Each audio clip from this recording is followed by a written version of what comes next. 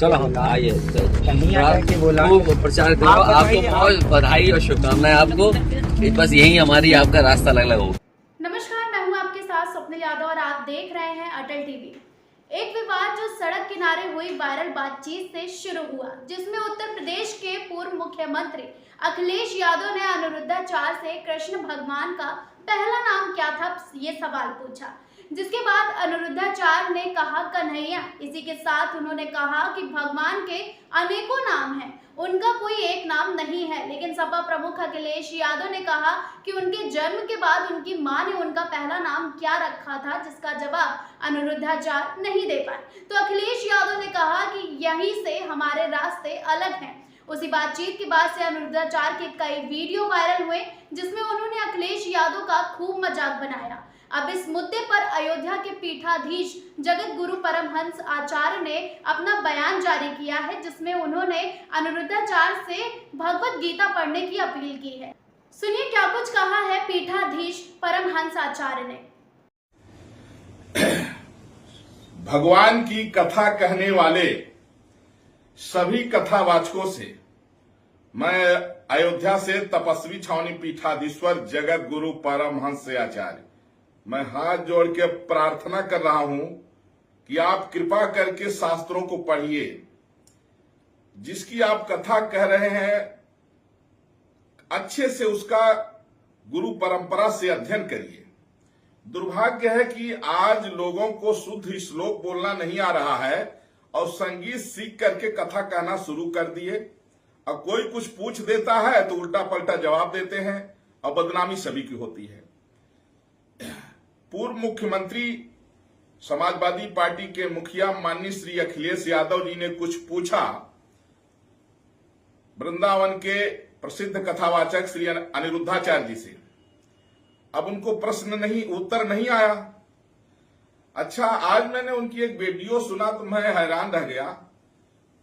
अनिरुद्धाचार्य कह रहे हैं कि एक बार मुझसे भेंट हुई अखिलेश यादव से। अब बोले वो तो पूर्व मुख्यमंत्री रहे तो तुम वो कहे कि हमने कुछ बताया तो कहे हमारा तुम्हारा रास्ता अलग हो गया। तो बोले कभी माँ अपने बच्चों से ऐसा कहती है, मैंने माँ बना लिए।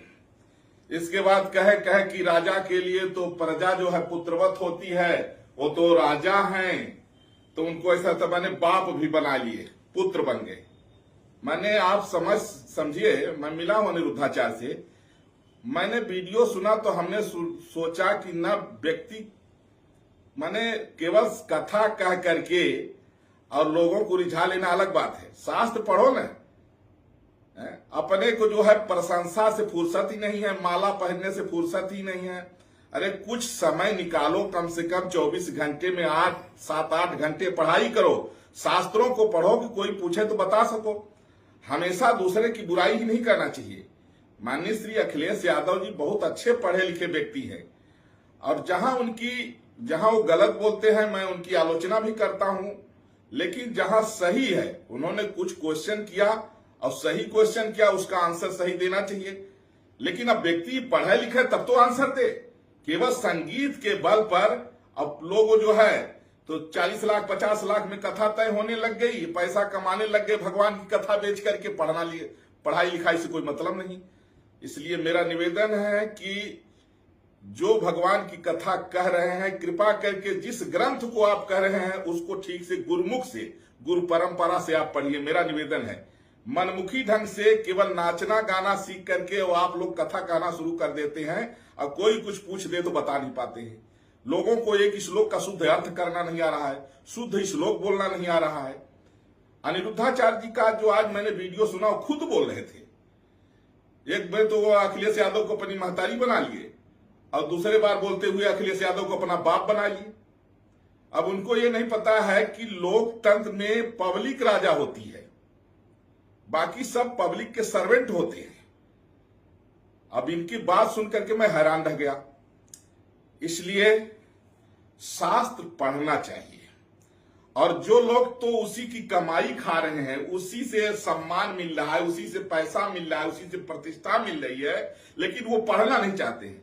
खाली नाच गा करके उल जलूल कहानी चुटकुला बोल करके लोगों को हंसा रुला करके पैसा कमाना, वाहवाही लूटना। इसलिए प्रसिद्ध कथावाचक अनिरुद्धाचार्य के मैंने जो सुना, मुझे बहुत बुरा लगा उनकी बात सुन करके। मैं मिला भी हूं, मैं नहीं समझता था कि व्यक्ति इतना गिरे स्तर का है? अरे इतना भी अध्ययन नहीं है, इतना भी पता नहीं है उसको कि ये लोकतंत्र में पब्लिक जो है पब्लिक राजा है। एक में अखिलेश यादव को महतारी कह रहा है, एक में अखिलेश यादव को बाप अपना कह रहा है। ये कथावाचक है अनिरुद्धाचार्य। और कृपा करके शास्त्र पढ़िए आप लोग। दुश्मनों से तो हम लड़ेंगे, लेकिन जो अपने लोग हैं, हम अपने लोग भी कम से कम अपने सिंहावलोकन करते रहना चाहिए कि अपने अंदर क्या सुधार की जरूरत है। मैं आपको ही नहीं कर रहा, अपने को कर रहा, हम सबको अपने अपने सुधार की भी जरूरत है, हम सबको। लेकिन हमें यह बुरा लगा कि माननीय अखिलेश यादव जी का जवाब नहीं दे पाए, और एक में उन्होंने आलोचना किया, फिर दूसरा वो आलोचना करते करते वो अपने महतारी बना लिए अखिलेश यादव को, फिर दूसरे में आलोचना करते करते अपना बाप बना लिए अखिलेश यादव को। ये क्या कथावाचक तुम, न तुम्हें ग्रंथ का ज्ञान है, न तुमने वैसा कुछ पढ़ा, केवल नाच गा करके जो है कहानी चुटकुला कह करके क्या कर रहे हो। इसलिए अनिरुद्धाचार्य के मैं कहूंगा आप पढ़ाइए, थोड़ा सा शास्त्र का अध्ययन करिए। और जिस तरह से आपने बयान दिया, आपको पता नहीं है कि ये लोकतंत्र में पब्लिक जो है पब्लिक राजा होती है, बाकी सब पब्लिक सर्वेंट होते हैं, पब्लिक के जनता के सेवक होते हैं। जय श्री राम। इस वीडियो को आप लोग खूब शेयर करिए। हम सभी सनातनी, हम सबका कर्तव्य है, ज्यादा नहीं तो कम से कम आधा घंटा श्री रामचरितमानस जो गीता प्रेस के द्वारा प्रकाशित है, और श्रीमद् भगवद गीता जो गीता प्रेस के द्वारा प्रकाशित है, हम सभी सनातनियों को 24 घंटे में 1 घंटे शास्त्र के लिए, अगर आप 2 ग्रंथ पढ़ लिए तो आपको सारा समझिए 4 वेद 18 पुराण 6 शास्त्र सब आ जाएगा। और शास्त्र में हमने कहा कुछ न हो तो फरसागढ़ आशा लाठी डंडा कुछ तो अपने पास में रखिए। और कथावाचकों से भी मैं कहूंगा कि केवल उतना ही कहानी चुटकुला याद किए हो कि आज कितना बोलना है, कल कितना बोलना है, और टाइम पास करें।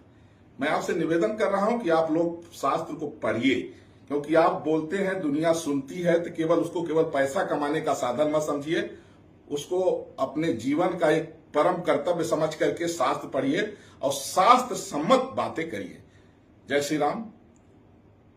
मर्यादा पुरुषोत्तम भगवान श्री राम की ये पावन जन्मभूमि अयोध्या से राम नगरी राम घाट पर स्थित श्री तपस्वी जी की छावनी, जहां पर शालिग्राम के रूप में साक्षात रामलला सरकार प्रकट है, रामायण कालीन जहां का इतिहास है, वर्तमान में तपस्वी छावनी का पीठाधीश्वर हूं। यह वीडियो संदेश एक सिंहावलोकन